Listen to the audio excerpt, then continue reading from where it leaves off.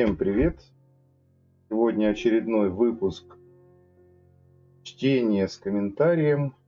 И мы читаем Ральфа Блюма «Книга рун». У нас сегодня очень интересная тема. Мы остановились на 89-й странице. Тема называется «Профиль судьбы». Все очень так досконально проработал Ральф Блюм. И я даже некоторые делал эксперименты на его, будем так говорить, раскладе профиль судьбы. И у меня есть один очень успешный расклад или успешный элемент, который я адаптировал под себя, который мне помогает находить ответы. Я так скажу. Я этот разработанный свой личный расклад делюсь только с теми, кто прошел обучение, потому что это очень серьезная подключка. Но послужил фундамент и базой именно профиль судьбы. Вот прочитанное у Ральфа Блюма, проработанное и адаптированное под подключение к информационным полям, подключение к каналам, откуда я могу черпать дополнительную информацию. Те, кто знают, они понимают, о чем я говорю. Те, кто не знают, но понимают, что это возможно, тоже меня поймут. Ну а те, кто еще пока не готов понять, я приглашаю на курс обучения. Курс обучения рунической магии. Он состоит из 4 уровней. Первый уровень — это руны «Путь домой», где идет подготовка к пониманию системы, изучению законов, пониманию системы рунических энергий, как они циркулируют, по каким правилам, по каким законам, какое взаимодействие. Второй уровень — это активация рунических энергий. Третий уровень — это мантика или магическая мантика, я бы так сказал. Ну, в основе на третьем уровне обучается искусство диагностики через руны. Ну и третий, четвертый уровень — это руническая магия, где мы учимся составлять программы. То есть то, что вы знаете, делают ставы или рунические вязи, они имеют систему. То есть нет там фантазии. Фантазии, которые есть в интернете, они не всегда системны. То есть, или вообще не системны. Не придуманные, вот родилось, да. На самом деле в рунической магии есть система. Эту систему можно использовать в свое благо разумно. Поэтому курс рунической биоэнергетики, он достаточно большой, объемный и длительный. Он не рассчитан на тех, кто... Алекс, приветствую. Он не рассчитан на тех, кто хочет хапнуть по быстрячку и себе наколдовать. А это серьезная наука, руническая магия, и как раздел магии, да, и ее следует изучать. Ну, будем так говорить, курс рассчитан примерно на 2 года. Весь. Первый и второй уровень — это примерно год. Третий уровень — это примерно полгода. И руническая магия — это еще полгода. То есть 2-годовой курс обучения. Поэтому все очень серьезно. Поэтому приглашаю серьезных людей к изучению рун. Алиса, добрый вечер. Ну, а мы начинаем наше вечернее чтение. Напомню, что завтра тоже планируется вечернее чтение в 18:00. Жду вас у себя на канале. Кто еще не подписан, подписывайтесь, ставьте уведомления. И если у вас возникает желание или вопросы, вы можете комментировать их в прямом эфире сейчас в чате. Он передо мной. Но и если будет желание, те, кто смотрит это видео, и возникнут вопросы, то вы можете оставить комментарии и задать эти вопросы. Ну что ж, тогда начнем. Профиль судьбы. Задача заключается в том, чтобы дать определение самого себя, для самого себя же. то в некотором смысле делает возможным контакт с самим собой. На этом пути каждый становится тем, кто он есть на самом деле. Алан В. Лидерсон, доктор Алан В. Андерсон. Мне нравится само это высказывание, потому что изучение тех же самых рун — это не изучение глифов или знаков, или что они обозначают. Это изучение самого себя. Поэтому здесь можно сказать, что задача изучения рун заключается в том, чтобы дать определение самого себя для самого себя же, что в некотором смысле делает возможным контакт с самим собой. То есть, иными словами, систематизировать себя.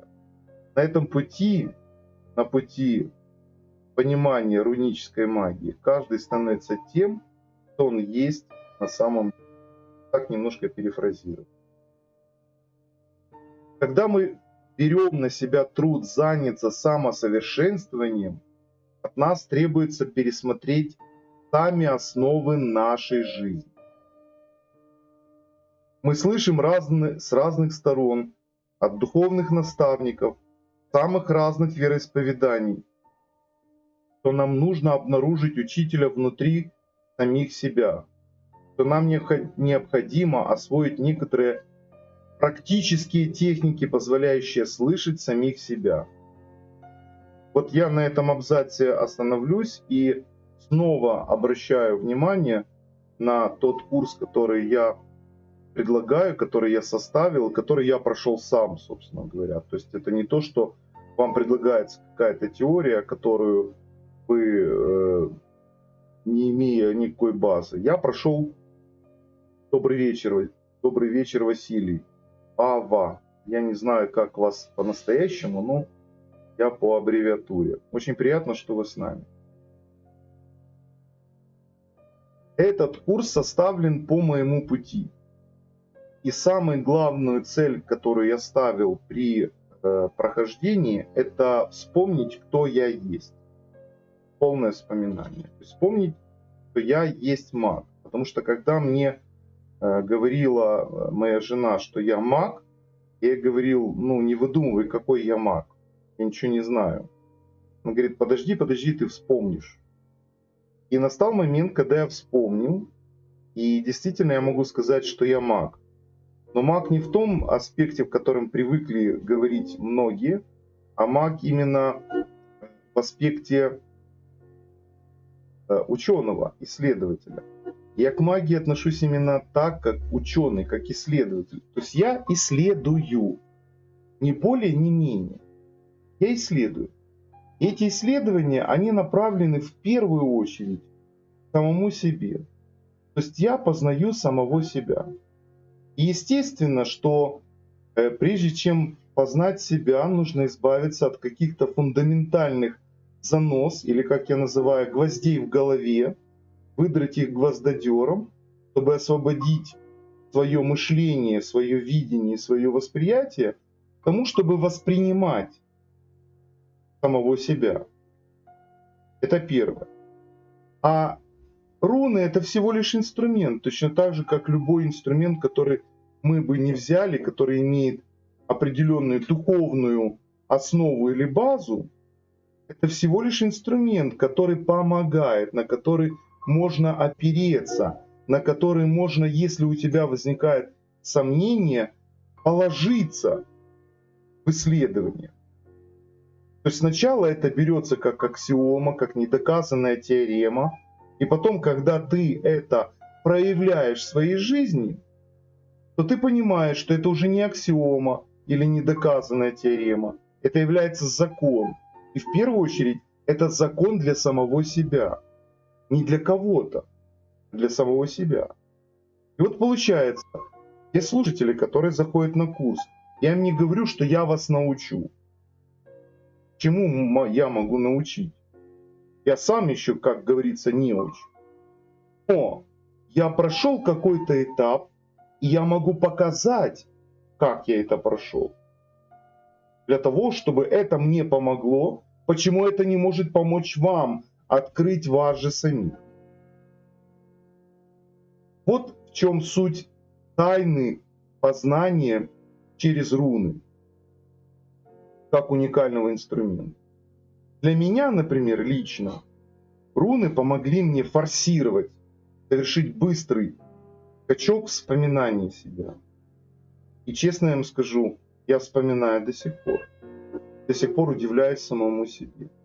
До сих пор удивляюсь тем открытиям, которые несут руны. Поэтому я и говорю, они безграничны, без тонны познаний. Почему? Руны? Нет. Руны — это всего лишь навсего наше отражение. И глубина нас самих бездонна. Широта нас самих безгранична. Мы не знаем себя до конца. Мы не знаем всех наших возможностей и способностей. Поэтому свобода исследования, она безгранична. Читаем дальше. Одна такая техника была создана доктором Аланом В. Андерсоном для работы с И Цзин, китайской книгой перемен. Он назвал ее «Профиль судьбы». Вот, видимо, Блюм взял у Андерсона, а я взял у Блюма идею саму. Кстати, в свое время использовал такую оракульную систему, как И Цзин, книгу перемен. Она мне, в общем-то, очень сильно помогала, прежде чем я взял руны. Профиль, включающий 6 вопросов, является своего рода матрицей, в рамках которой может быть очерчена жизнь человека. Вот эти вопросы. Какова моя натура? Зачем я родился? Каково мое призвание? Какова моя судьба? Каков мой крест или какая моя ноша? Какая моя миссия? Что я должен пройти? Что представляет собой моя целостная сущность? Вот эти 6 вопросов мы будем в следующие выпуски разбирать. В следующем выпуске мы разберем, какова моя натура. Это в 17-м, 18-м и так далее. То есть у нас будет 6 выпусков, где мы будем разбирать профиль судьбы. Более того, я скажу по этим вопросам вот что. Очень мало людей, к сожалению, задают себе эти вопросы. Очень мало. Если бы мечтательно, утопично, я произнесу все-таки это, каждый человек на планете Земля задал себе эти вопросы, то я думаю, что человеческое было бы проявлено во всем многообразии. Именно не в кавычках, не в том извращенном виде, который мы наблюдаем вокруг нас. Жизнь бессмертных со страхом смерти. А именно в духовном плане, в духовном развитии, то каждый, если сможет отдать себе ответ на эти 6 вопросов, он не может быть другим после ответа на эти. Он не может быть другим. Человек, вообще ответив на эти 6 вопросов, должен измениться. Это удивительно, если человек не меняется. Потому что эти вопросы должен задать каждый. Я себе эти вопросы задавал. Если это видео и ближайшие 6 видео вам помогут найти ответы на эти вопросы, и вы практикуете для себя, и у вас развеется туман твоего нахождения здесь, твоей миссии, да, то, наверное, то, что я делаю не зря. Уже хотя бы в этом. Да помогут вам боги. Профиль судьбы прекрасно подходит для использования при работе с рунами викингов. Согласен. Однако этот расклад обладает одной серьезной особенностью, силу которой занимает отдельное место в ряду прочих рунических практик. Да, это, кстати, руническая практика. Согласно доктору Андерсону, 6 вопросов, составляющие профиль, могут быть заданы один единственный раз на протяжении всей жизни человека. Я остановлюсь на этом. Почему? Я сначала расскажу свое, а дальше мы прочитаем почему. Потому что какой смысл задавать эти вопросы, будучи не готовым получить ответы? Зачем нужно задавать эти вопросы 2-3 раза, если нас не устраивают ответы никакие? Поэтому в определенном смысле настрой на получение этих ответов должен быть таким. Если я получаю этот ответ, то это тот ответ, который есть единственным верным для меня, лично для меня. Вот так вот нужно настроиться. Это ограничение поначалу может показаться пугающим, особенно в рамках нашей культуры, существующей по принципу «а ну давай еще разик попробуем». Это, кстати, и в славянской системе ценностей «а давай еще раз проверим, как оно». Мы, люди, не любим ограничений. Благодарю за напутствие и теплые душевные слова. Да будет так. Да будет так. И вас благодарю, что вы присутствуете на прямом эфире. Мы, люди, не любим ограничений. И все же великий дар, который преподносит нам профиль судьбы, заключается в том, что эта техника учит нас пониманию созидательной сущности ограничения. Созидательной сущности ограничения. На самом деле, я бы добавил здесь не ограничение, а правильное понимание законов, которые не ставят ограничения, а накладывают ответственность. Понимание ответственности как ограничения у большинства людей именно в том и подоплека, что люди безответственны, потому что они считают, что ответственность накладывает ограничения. Поэтому и немногие становятся лидерами, и немногие являются ведущими в нашей жизни. Все предпочитают быть ведомыми. Потому что лучше быть неограниченным, как они думают, в этой ответственности за кого-то или за то, что ты несешь. Вот как мне, что за чушь ты несешь? Для кого-то чушь, а для кого-то это слова, которые могут пробудить его сердце, пробудить его душу, пробудить его сознание от долгой, бесконечной спячки воплощений. Я обычно задаю вопрос самому себе, а может уже пора? Может пора уже проснуться? Это меня всегда мотивирует, стимулирует двигаться дальше. Когда я спросил, что именно должно быть осознанно нами через посредство профиля судьбы, оракул ответил мне перевернутой лагус, руной потока, воды.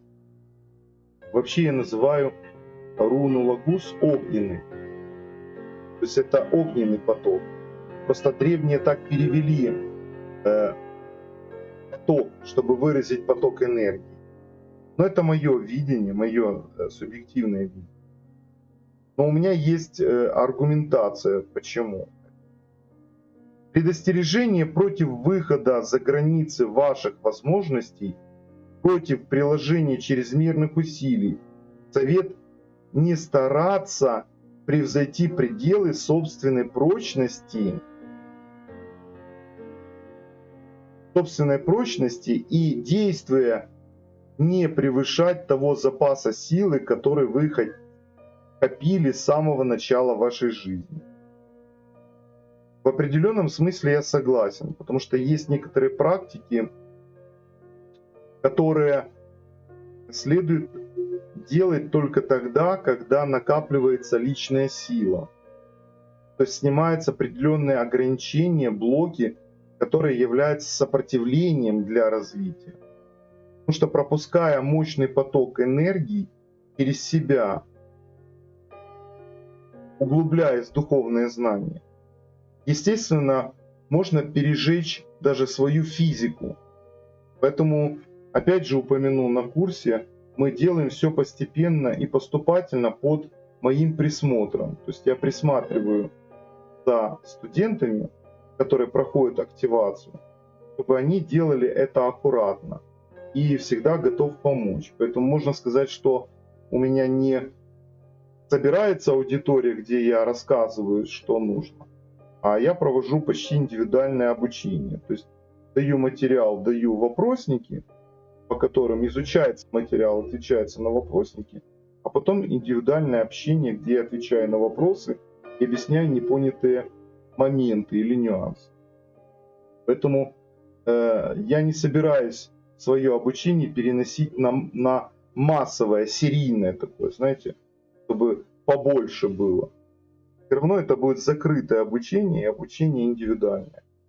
Поэтому общаться придется со мной часто в какой-то степени, если кто решит зайти на обучение.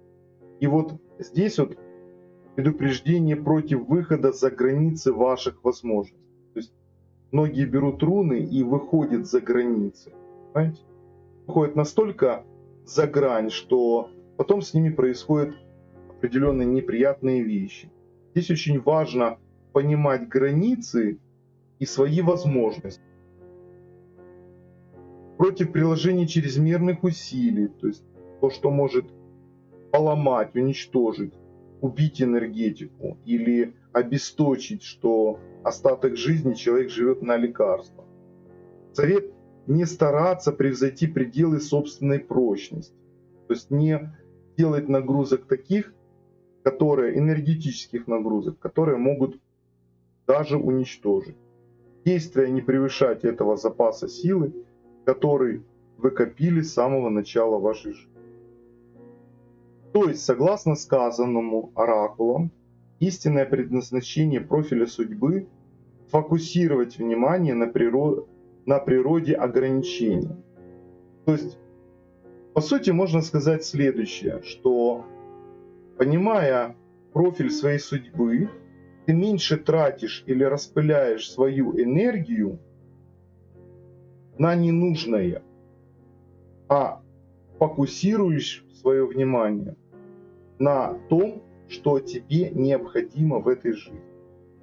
Вот в чем суть профиля судьбы. И понимать это облегчает задачу прохождения своей жизни в этом воплощении. Вот так вот где-то. Вы можете на некоторое время отложить выяснение профиля судьбы с помощью рун до того момента, когда хорошо обдумаете это намерение. И тут нужно действительно подумать.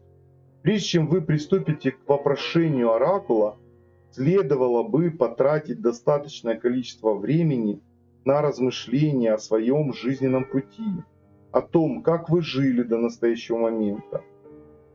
Кстати, как вы жили и хотите ли вы этих изменений, потому что то знание, которое вы можете получить, дело в расклад на профиль судьбы, это знание вас обяжет что-то с этим делать. Просто узнать лучше этого не делать. Потому что если вы начнете делать расклад на профиль судьбы, то есть вот эту практику, то вы должны настроиться на то, что вы поймете, то, что вы вытащите, обяжет вас что-то с этим делать. Поэтому просто так, ради праздного любопытства, не делайте это. Ну, не стоит. Хотя бы потому, чтобы уберечь свою психику в дальнейшем. Когда вы будете готовы начать, у вас, возможно,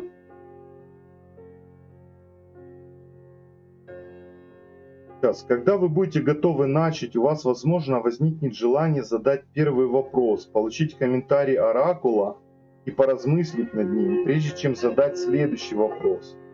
Впрочем, вы можете захотеть задать и все 6 вопросов сразу. Тратить на истинные потребности, тогда не должно быть перерасхода. Совершенно верно, Алиса, согласен. Впрочем, вы можете захотеть задать все 6 вопросов сразу, чтобы, получив ответы, обдумывать их один за другим на протяжении какого-то периода. Поступайте так, как вам покажется более удобным. Я бы рекомендовал, исходя из своего опыта, потому что я делал этот расклад на профиль судьбы только в своей интерпретации, о которой я говорил ранее. Я брал один день. Я выбирал так, что его нужно совершить беспрерывно, то есть чтобы не делать долгих перерывов. И я выбирал, сегодня я задаю этот вопрос, и в течение дня получаю ответ на этот вопрос. И потом на следующий день я снова вытаскивал руну, получал ответ, размышлял в течение дня. Это очень эффективный, как лично для меня, способ пройти 6 вопросов, то есть дать на них немножко время, но не разрывать их во времени. Почему, на мой взгляд, не очень хорошо задавать сразу все 6 вопросов? Потому что может быть некая путаница. А мы же для чего используем эту практику? Для того, чтобы разложить все по полочкам, а не наоборот сделать кашу в голове. Поэтому такая рекомендация: не делать это поспешно, кто не делал. Я не буду вытаскивать вместе с вами руну, потому что я это делал, и у меня это записано, и я очень часто возвращаюсь к этим записям по своему профилю судьбы. И это меня где-то в какой-то степени мотивирует и стимулирует развиваться дальше. Я понимаю, что есть еще много дел, есть много еще работы над собой и познания себя, перечитывая профиль судьбы. После извлечения руны, содержащей ответ на первый вопрос, запишите результат и верните руну обратно в мешочек. Каждый вопрос надлежит задавать только при полном комплекте рун. Я тоже рекомендую полный комплект рун. Когда вы записываете вытянутые вами руны, располагайте их вертикально, таким образом, чтобы первая руна была вверху, ниже записывайте ваши размышления по поводу ответа, полученного от оракула. Может быть, время от времени у вас будет возникать желание пересматривать свой профиль, дополняя его новыми соображениями, касающимися ответов оракула, по мере того, как подобные соображения будут приходить вам в голову. Ниже следует комментарий к тем 6 вопросам, которые содержатся в профиле судьбы. Каждый из вопросов сопровождается примером интерпретации рун. Какова моя натура, мы разберем в следующем выпуске завтра в 18:00. Да помогут нам боги, чтобы это произошло. А последний абзац я бы прокомментировал вот таким вот образом.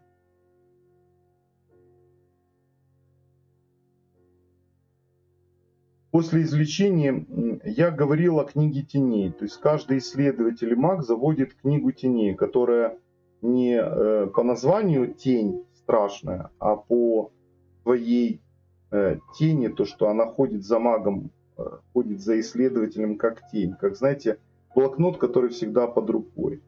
Я с самого начала отвел один лист под каждый вопрос. Я изначально, а у меня тетрадка А4 формата. Я, выписав сам вопрос, выложив руну, написав описание, оставил место для такого эссе, своего эссе, которое я подумаю.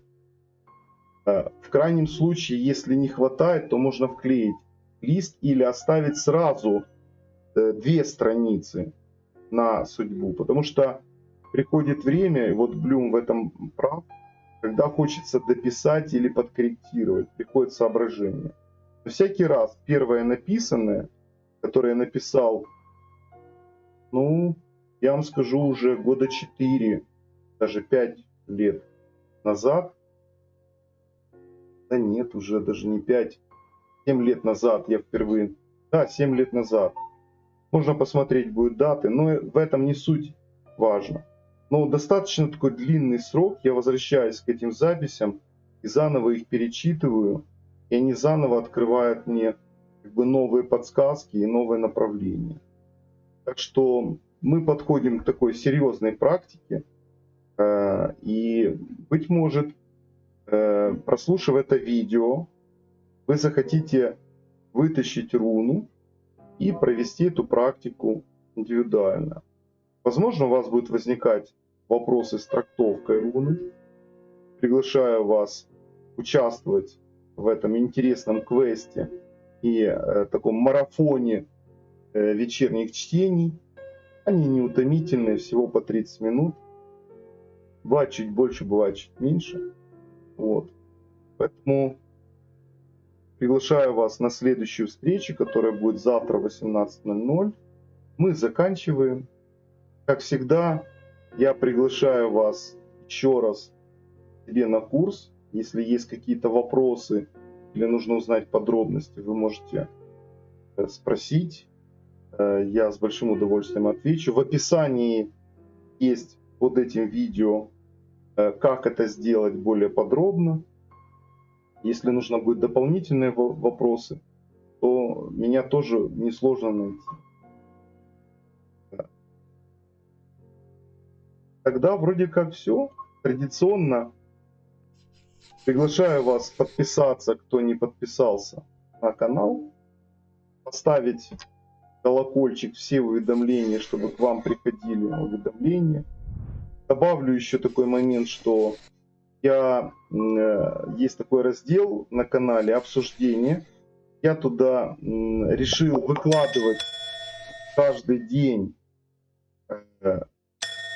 буду стараться каждый день свои мысли, то есть в виде дневника. И приглашаю, некоторые статьи буду выкладывать, фрагменты текста книг, которые я сейчас, над которыми я работаю.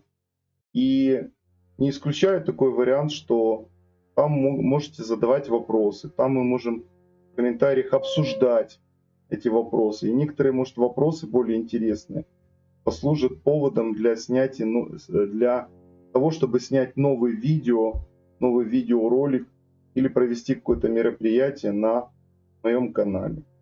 Поэтому до новых встреч, удачи вам, благодарю всех вас, кто был со мной, и всех, кто будет смотреть записи.